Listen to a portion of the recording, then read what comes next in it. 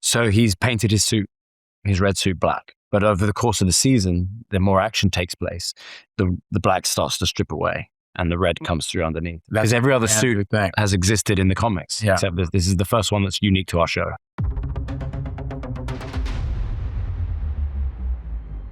And of course, Matt now has the DD, much to many fans' delight.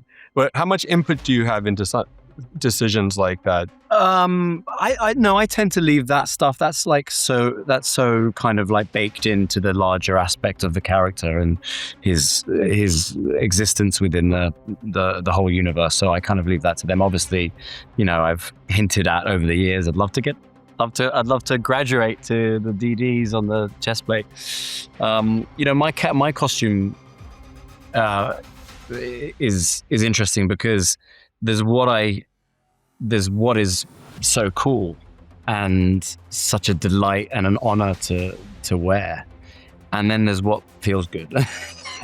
And so, I'm pulled in two different directions. There was a day on set in season 2, which is coming out early on, where, I was putting on the costume. It was late at night. I had too much dinner. I was, squeezing this thing on and feeling dreadful, and kind of like probably pretty grumpy about it. And then I walked outside, and there were a ton of fans, and I could literally hear the gasp of seeing the black suit with the DDs. And suddenly I was reminded, I was like, oh, this is pretty cool, It's much more comfortable. Yeah. I was like flexing. I hope you can walk because I'm not carrying you. Charlie was very excited and happy about the fact that we were going to do the double Ds. Like, he was very invested. He was very invested in like how we're explaining all of that to the audience. So that was important. I mean, they're all involved. I mean, Vincent and the white suit, I will say, every time I see him walk on set with that white suit, I'm like, not many people can pull off a white suit. Seriously. And that man can pull off a white suit.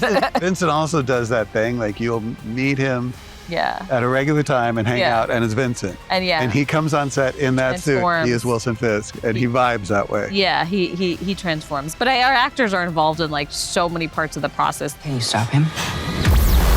Not alone. Are the costumes in this show integral to the main characters? I'm thinking about Kingpin and Matt in particular. Yeah, I mean, to the point that they're developed by a team of whizzes over in VizDev. Yeah, we have a great department at Marvel that is constantly iterating what was developed in what's made in the comics and trying to make it more real world.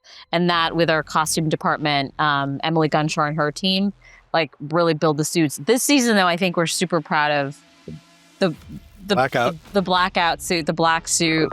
Whatever happens tonight, I will stand and fight. But I do dig the linked Ds. I've been waiting for that for a long time myself. I mean, that's a big, cool thing that's happened. I don't know if other people care about it, but I know the fans do. The linked Ds on his chest is pretty awesome. Yeah. And I love the fact that I don't know whose idea it was to bring the black in and have it fade out, but that was a great idea. Yeah, such a good idea. Such a good idea. Because it helps tell the story. The suit that he's wearing is... We do something in season 2, which is really cool, where we're telling the story that Matt and Karen Page are being hunted more than they've ever been hunted, and their life is in danger. They are literally squatting above a restaurant. They only go out at night. That's how dangerous the city of New York has become for vigilantes and for Matt Murdock in particular. So he's painted his red suit black. That's the reason for it.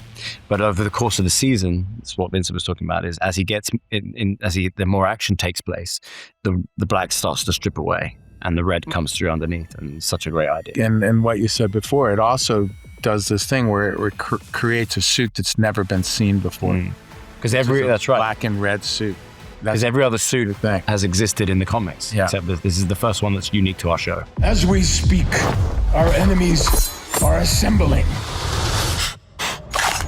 And that wasn't necessarily in the comics. That was developed, with the team here, realizing that we could spray paint the old suit, and that's how we're going to get the DDs out of it. And we were really excited about the way it came together. So whose idea was it to get the DD part? Well, DDs we always wanted to do because we wanted to do Back in Black. We wanted to do that imagery. So there's almost like a scene that never ended up on screen, which is Murdock spray painting the suit black because he needs to be in the shadows before the things that happen in the first episode, but leaving the D's because he wants Fisk to know who it is. Yeah. And once we had that picture in our mind, and then it's Vizdev, I think you said, that the spray paint starts wearing off after each battle. Yeah. Oh, I loved that. Yeah. It's really cool. But it is there's great comic book imagery that we reference for it, and the fact that the DD symbols are on the costume is really big. Fans have been wanting it for a while, so we're happy we're able to do it. This has gotten so out of hand. Can you guys talk a little bit about your favorite costumes over the course of the series? I really liked when we did the Netflix series. I like how we waited a long time before we brought the white suit in. That's cool. And we actually made it part of the story, which was kind of cool. I like that. And then these days, I mean, I wear some incredible built suits, you know. I mean, they would never fit me in real life, but I wear a